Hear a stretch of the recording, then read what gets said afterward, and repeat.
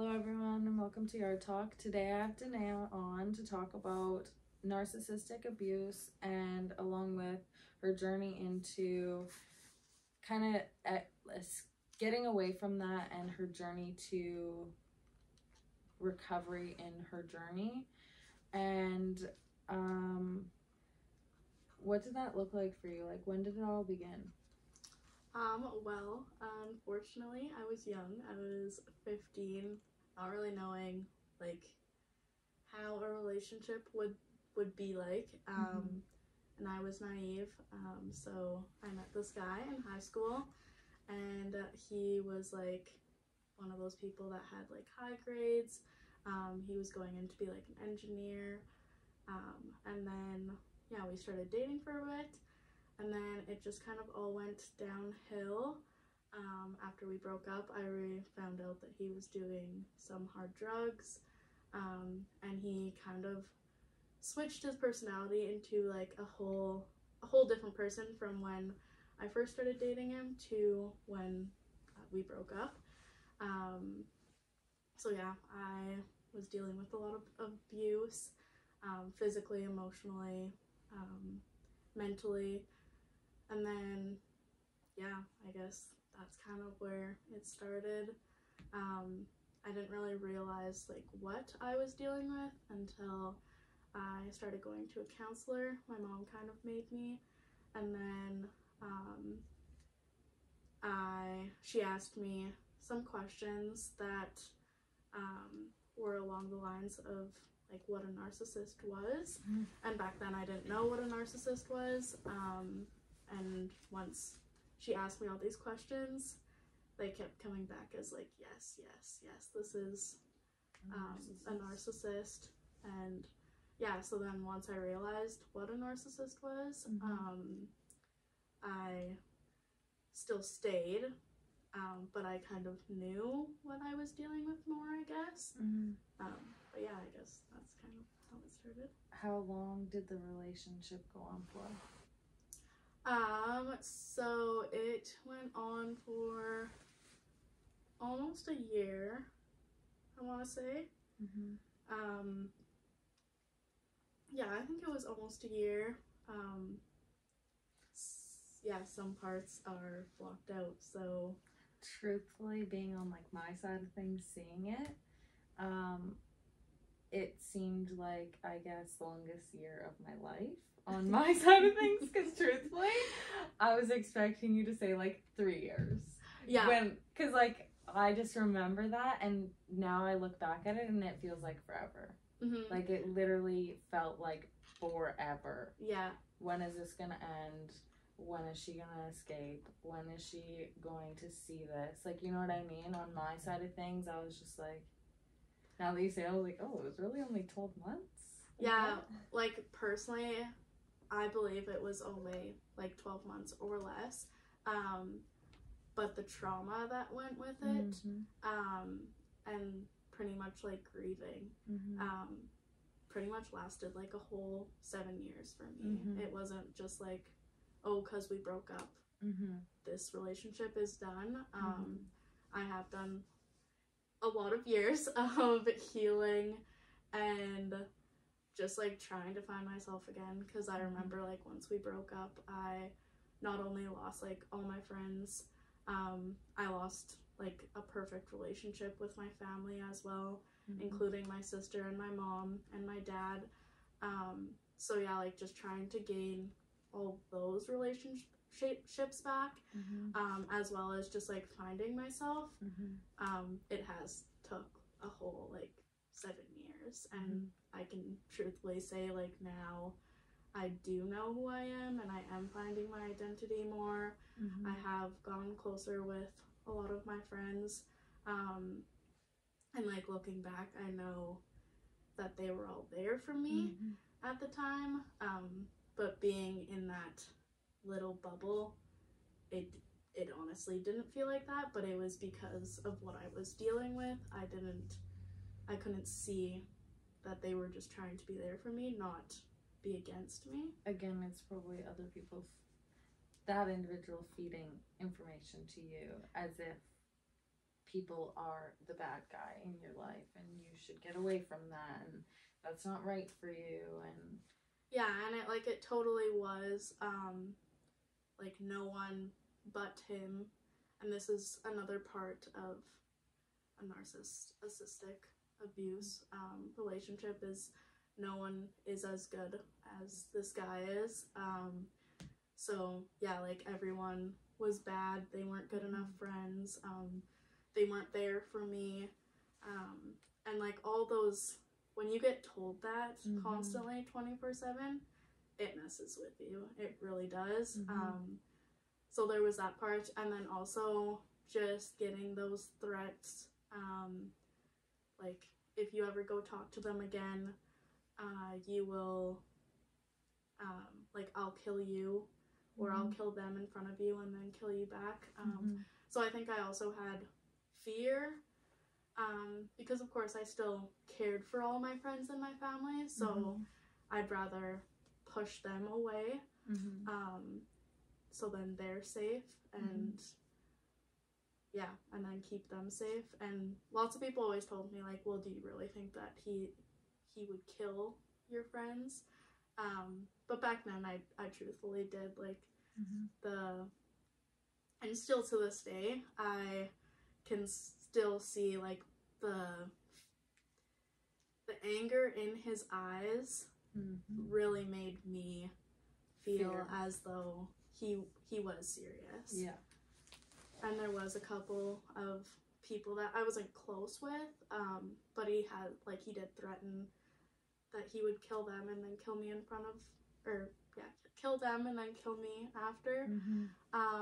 So I truthfully went behind his back and I told those people, but they told me that, like, not to be scared because he wouldn't think they would do it, but still, like, that fear was still...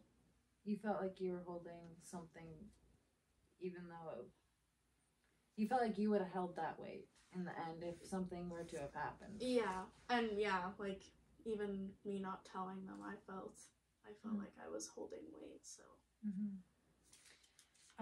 So you had mentioned quite a few triggers. One thing is, like, with your friends. So, like, did you feel like you were getting, like, shamed on from friends and family within the process? Like, what were your feelings around, how did you feel that your friends and family felt towards you in that moment? Well, with my family, like, looking back now, I know that they were always there for me. They weren't ever against me. But there was always, I lost a lot of, or my mom lost a lot of trust in me. So to gain that back, and even just, like, gain our relationship back in general, like, it still to this day, me and my mom will be talking about something random and I'll be like, yeah, this happened. So, like, it's still kind of unraveling. Yeah, it's still kind of unraveling. And I don't think she knew I was in, like, a life-threatening relationship. Yeah. But a mother can, now that I'm a mom, I can see it more now, especially. But a mom can only do so much too. And when you're in that much emotional and mental abuse, you don't really see, the other side of things, I guess. You pretty much just see what that person is saying. So yeah, like, it took a while to gain the family back. And then with friends, it's still to this day, I feel like there is that kind of disconnect. But we have definitely gotten a lot closer. I know in, like, high school, there was obviously still that disconnect because I was still scared to go and sleep over at my friend's house just in case he would find me. Even, like, I was in so much depression and trauma and in that fight or flight mode that there was a lot of times where I'd miss out on like teenager events, or yeah. like even simple things of like graduation. Like I had no motivation to go to the graduation party or anything. And I remember my mom looking at me and saying, like, really, like, you're only graduating once, is this really what you want? But I was in so much of that trauma and depression and not even knowing my identity that I literally couldn't have fun, and I couldn't experience that on my own.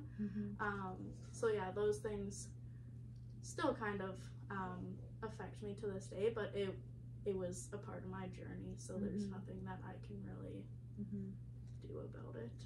I remember like times that we would go out and we'd always invite you. Like this is like after the fact, but it was in like you lived out of town, everyone lived in town, so it was like you feared to come into town because you didn't know who you were gonna see and who you were gonna have to face and the questions that were gonna be asked, and like I could sense the fear. Yeah, even going to like high school parties, I think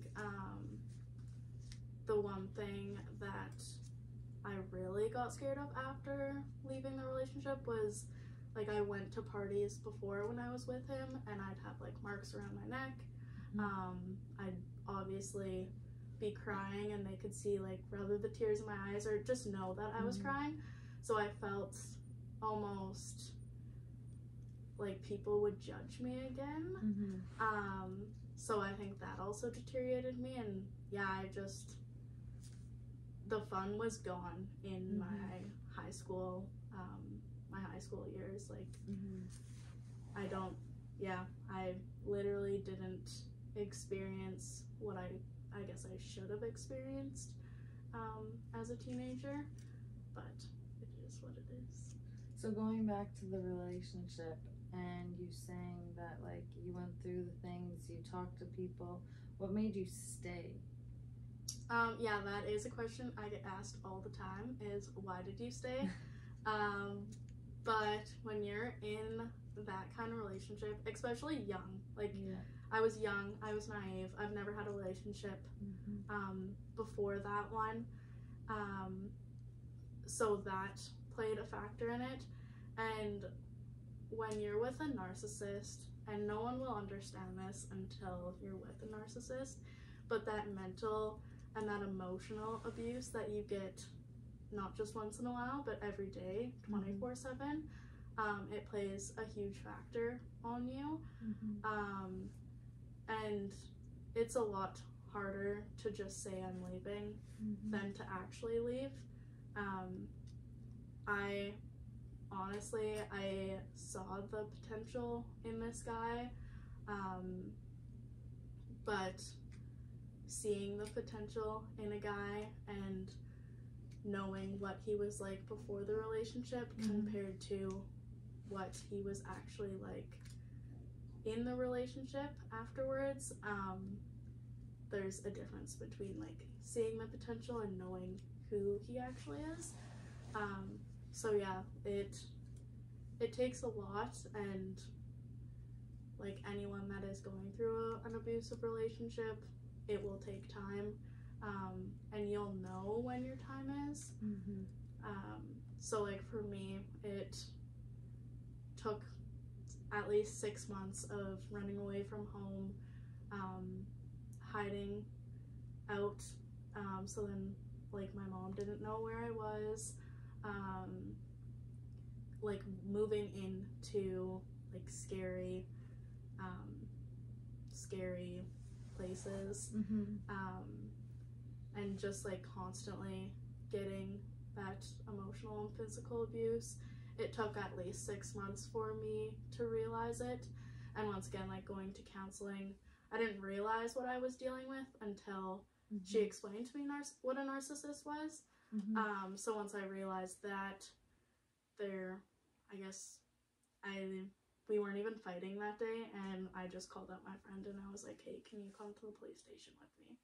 So you get to that point where it's just like, you need to get out. But you won't get there until you want to be there. And you can't also push yourself to be there, because you have to be ready. You're just gonna go back if you're not ready. So yeah, I think that's also what it comes down to, is like nobody's gonna cut that last time until they feel like, okay, it's time. Like, you'll keep going back, because yeah, you do see the potential in that person. You know who they were when you first met them. And that's my next question, is like, when did you start seeing these traits in him? Like, was it right away? Was it 3 months in, 6 months in? Like, how long did it take you until you started seeing it?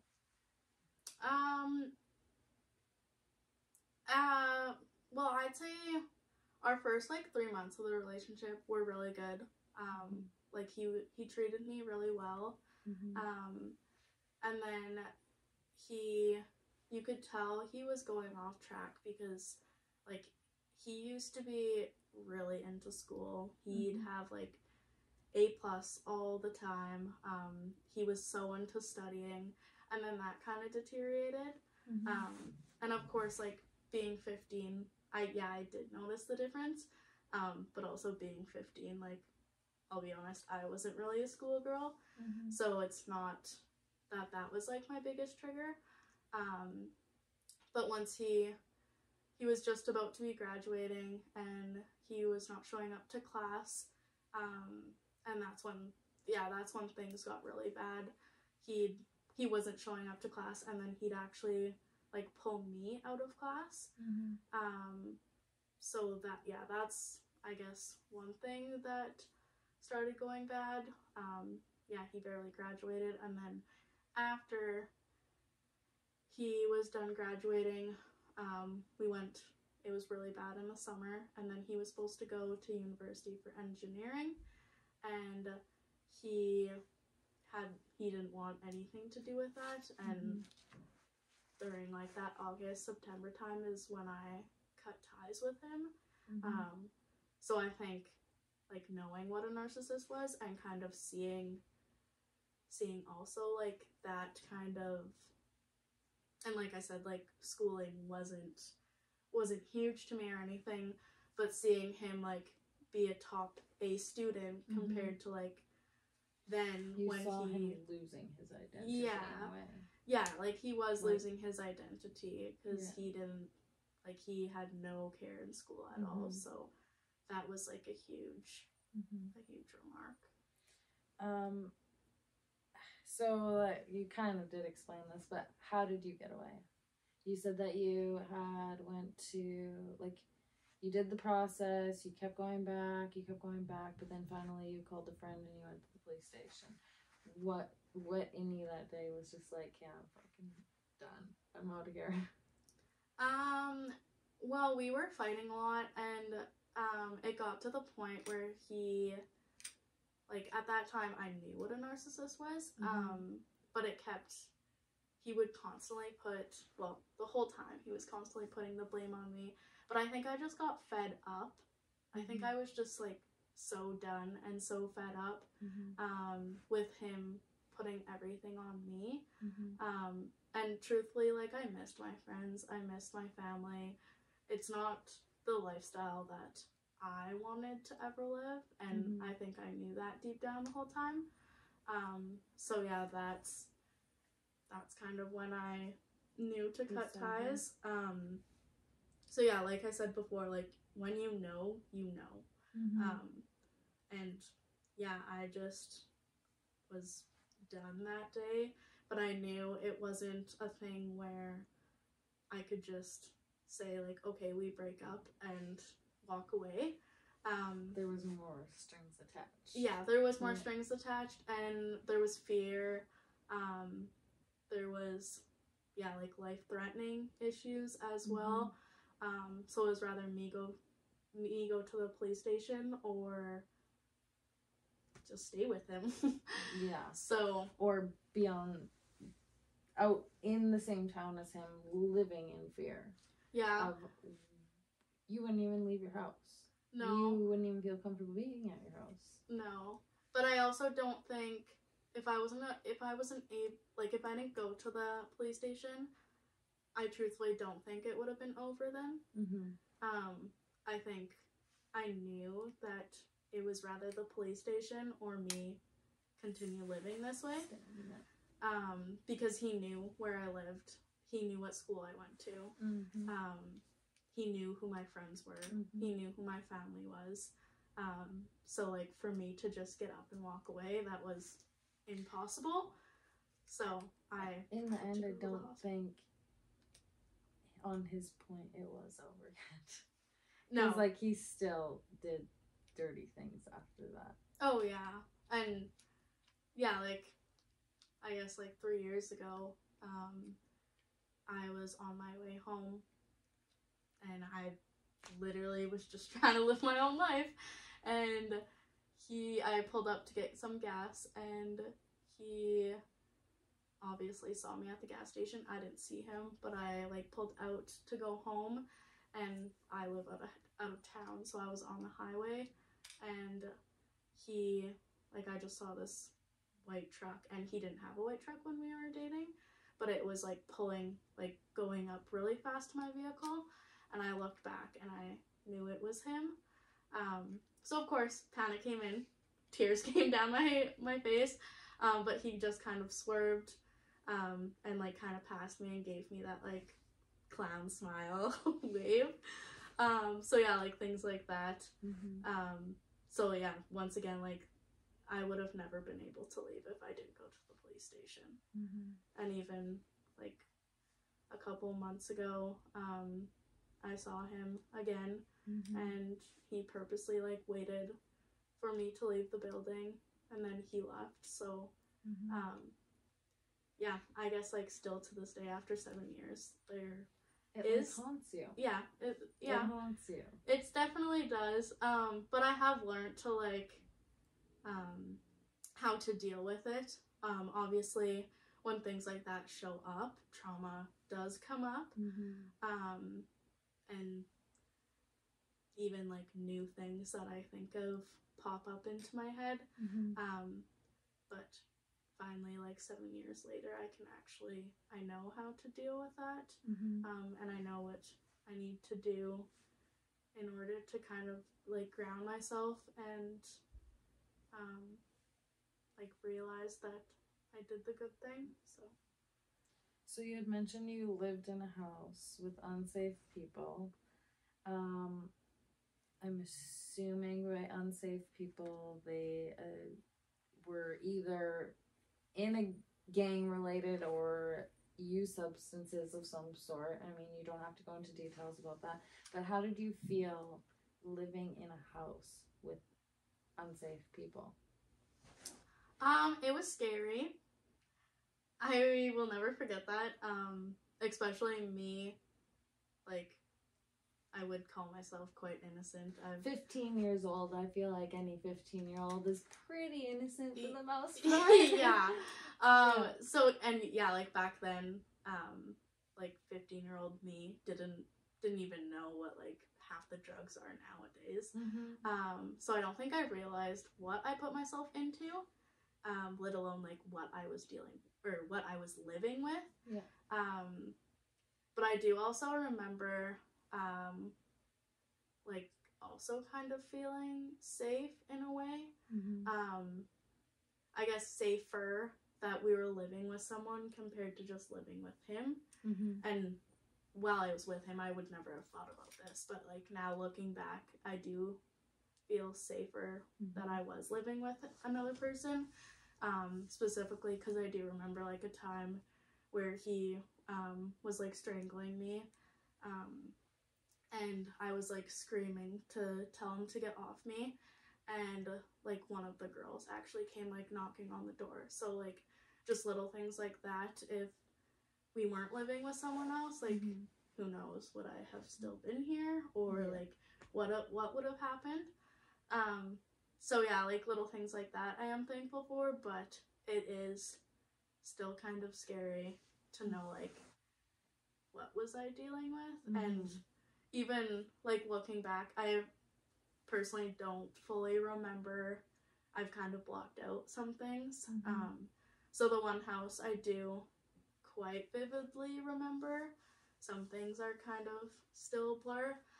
But the other house I have like no recollection of.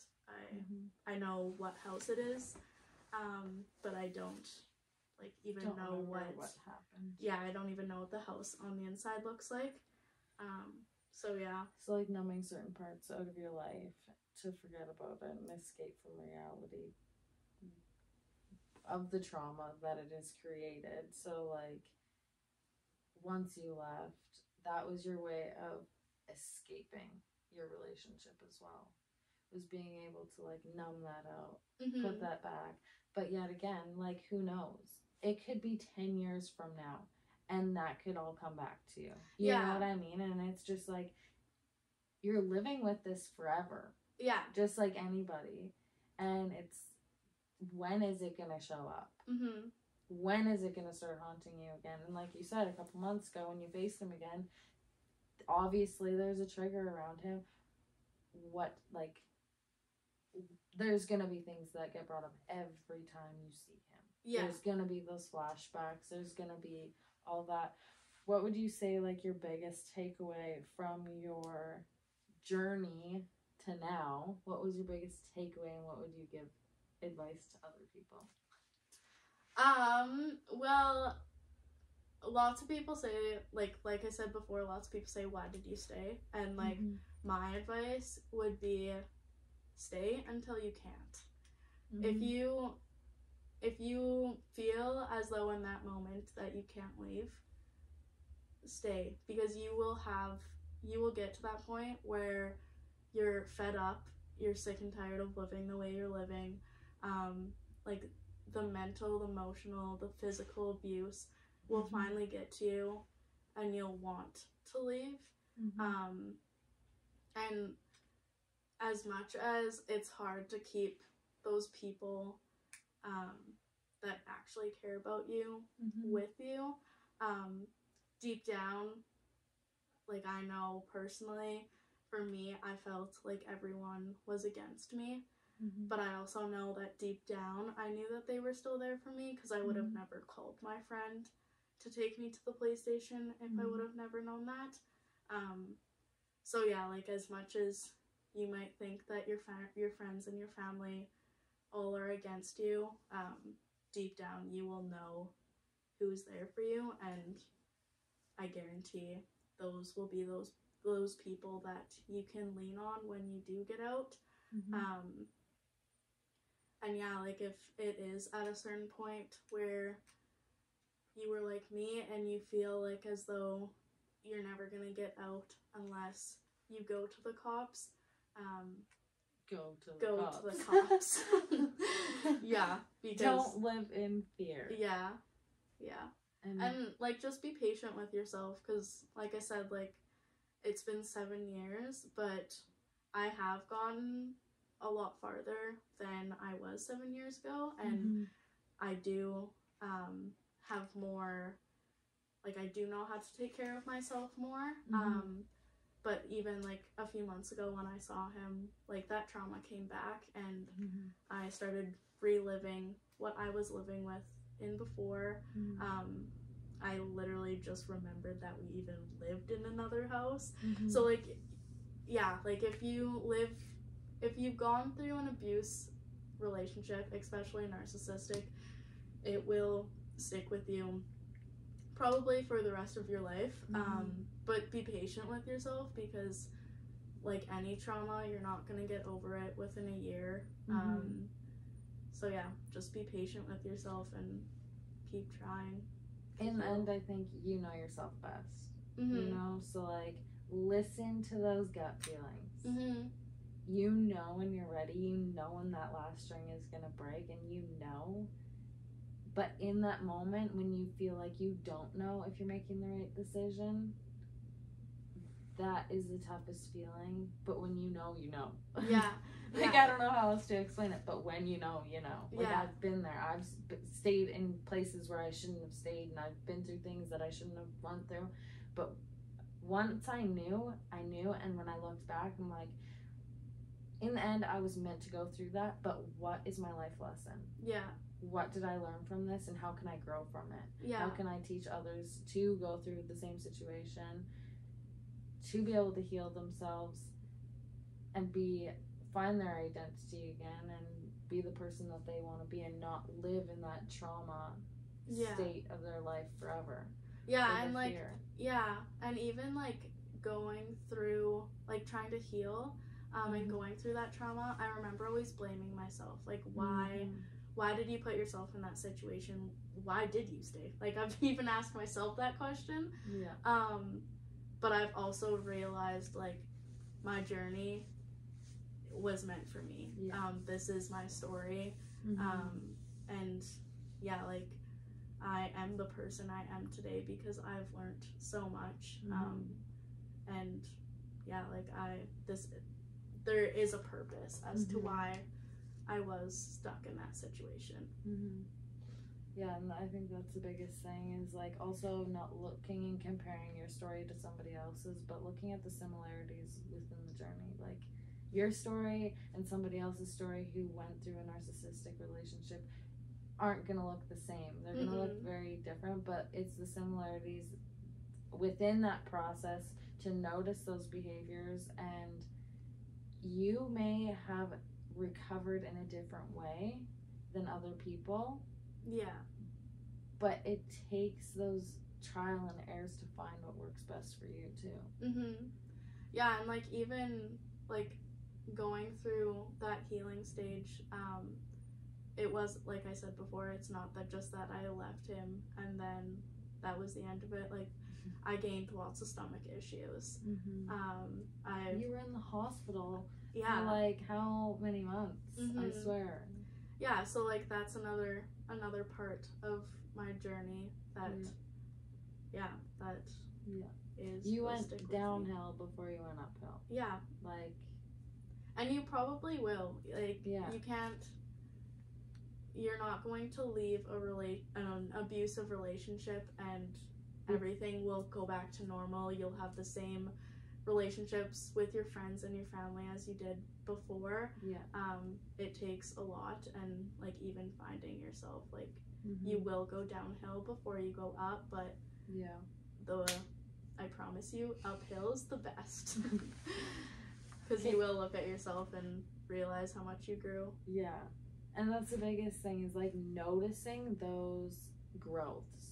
Nobody recognizes them. No. And that's what frustrates me, especially in the line of work that I do now. Like, I see people grow, grow, and I'm like, how are you not noticing this? Yeah. Like, my point of view, I'm like, you've grown so much. Like, you know, like, I notice it, but to notice it even on myself, I'm like, I can't even say that to somebody else because I'm the same way. Yeah. I don't see those growths within myself.